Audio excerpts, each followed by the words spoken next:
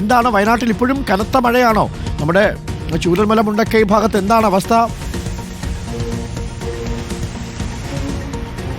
Very good morning doctor Arunkumar. വയനാട്ടിൽ ഇന്നലെ രാത്രി മുതൽ കനത്ത മഴയാണ്. ഇന്നും ഈ മഴയ്ക്ക് ശമനമൊന്നുമില്ല. രാവിലെ മുതൽ തന്നെ പലയിടങ്ങളിലും കനത്ത മഴയുണ്ട്. ഒപ്പം വയനാട് ജില്ലയിലെ താഴ്ന്ന പ്രദേശങ്ങൾ, മാനന്തവാടി, വൈത്തിരി താലൂക്കുകളിലെ താഴ്ന്ന പ്രദേശങ്ങളിലൊക്കെ തന്നെ വെള്ളപ്പൊക്ക ഭീഷണി രൂക്ഷമാണ്.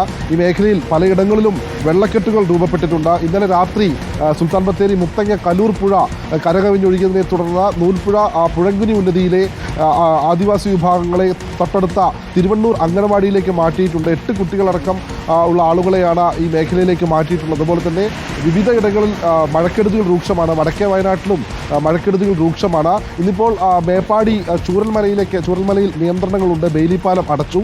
മുണ്ടക്കയിലേക്ക് ആളുകളെ കടത്തിവിടുന്നുണ്ട്. അതോടൊപ്പം വടക്കേ വയനാട്ടിൽ ഈ പേരിയ ചുരത്തിനോട് ചേർന്നുള്ള ഭാഗങ്ങളിൽ വാളാട്, മാനന്തവാടി, തലപ്പുഴ ഭാഗങ്ങളിലൊക്കെ തന്നെ കനത്ത മഴയുണ്ട്. ഏതായാലും ജില്ലാ ദുരന്ത നിവാരണ അതോറിറ്റി ജാഗ്രതയോടുകൂടി തന്നെ വയനാട്ടിലെ കാര്യങ്ങൾ നിരീക്ഷിക്കുന്നുണ്ട്. നദീതീരങ്ങളിലും ജലാശയങ്ങളിലും ഒക്കെ തന്നെ ജലനിരപ്പ് ഉയരുന്നതിനാൽ തന്നെ നദീതീരങ്ങളിൽ താമസിക്കുന്നവർ ജാഗ്രത പാലിക്കണമെന്നും അറിയിച്ചിട്ടുണ്ട്. നിലവിൽ ഇന്ന് മേപ്പാടി ചൂരൽമലയിൽ നിയന്ത്രണങ്ങളാണ്. ഇന്നലെ വലിയ പ്രതിഷേധമൊക്കെ നമ്മൾ കണ്ടിരുന്നു.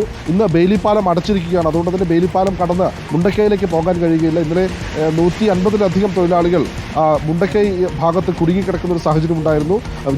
പുന്നപ്പുഴയിൽ ജലനിരപ്പ് ഉയർന്നതിനെ തുടർന്നാണ് അവിടെയുള്ള പ്രദേശവാസികളും വനംവകുപ്പ് ജീവനക്കാരും ചേർന്നാണ് ഈ തൊഴിലാളികളെ മറുകരയിൽ സുരക്ഷിത സ്ഥാനത്തേക്ക് മാറ്റിയത്.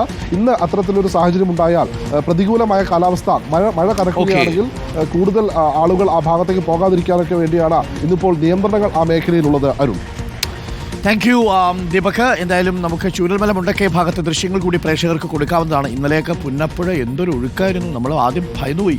മലവെള്ളപ്പാച്ചിലെന്ന് പറഞ്ഞാൽ ഇങ്ങനെ രക്തം പോലെ ചുവന്ന് വരുന്നതായിരുന്നു. നമ്മൾ ആദ്യം ഭയന്നത് ഉരുൾപൊട്ടൽ ആ ഭാഗത്ത് എവിടെയെങ്കിലും ഉണ്ടായിട്ടുണ്ടോ എന്നുള്ളതാണ്. ചെറിയ മൺസ്ലിപ്പാണ് എന്നാണ് ദുരന്ത നിവാരണ അതോറിറ്റി പറയുന്നത്.